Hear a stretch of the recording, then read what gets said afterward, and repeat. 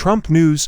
According to Trump's legal team, new evidence suggests Fani Willis should testify again. On Sunday, legal counsel for Donald Trump refiled their case, this time arguing that Fulton County District Attorney Fani Willis ought to re-testify at her disqualification hearing due to fresh information. The background: a personal relationship that ended in the summer of 2023 between Willis and Nathan Wade, the prosecutor she employed in 2021 to head the racketeering case against the former president, has been the subject of criticism. There are allegations that Trump and 18 other individuals conspired to reverse Joe Biden's victory in the 2020 Georgia election.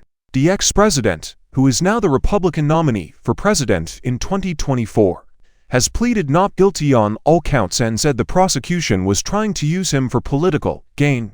The case's presiding judge, Judge Scott McAfee, conducted a number of sessions last week to discover whether the district attorney's personal friendship with Wade will disqualify Willis and her office from the case because of what they see as a conflict of interest. Trump and a few of his co-defendants pushed to have Willis' office removed and the case dismissed altogether, but both Willis and Wade insist that their romance began in the spring of 2022 when Willis hired Wade, and that they have reaped no financial rewards from it. Friday saw the filing of a supplemental brief by Trump's legal team requesting McAfee to examine fresh evidence, including an affidavit from private investigator Charles Mittelstadt, who examined Wade's cell phone location data.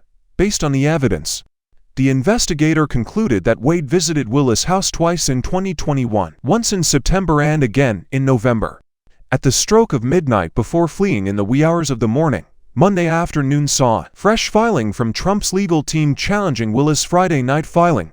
In that filing, Willis asserted that the records do not prove, in any way, the content of the communications between Special Prosecutor Wade and District Attorney Willis. They do not prove that Special Prosecutor Wade was ever at any particular location or address. They do not prove that Special Prosecutor Wade and District Attorney Willis were ever in the same place during any of the times listed. According to Trump's legal team, the prosecution will undoubtedly bring up the fact that no one was home between the hours of midnight and 3:28 a.m. on September 12th or between midnight and 5 o'clock a.m. on November 30th. Mittelstadt denies any knowledge. No defendant in this case, including President Trump, does either.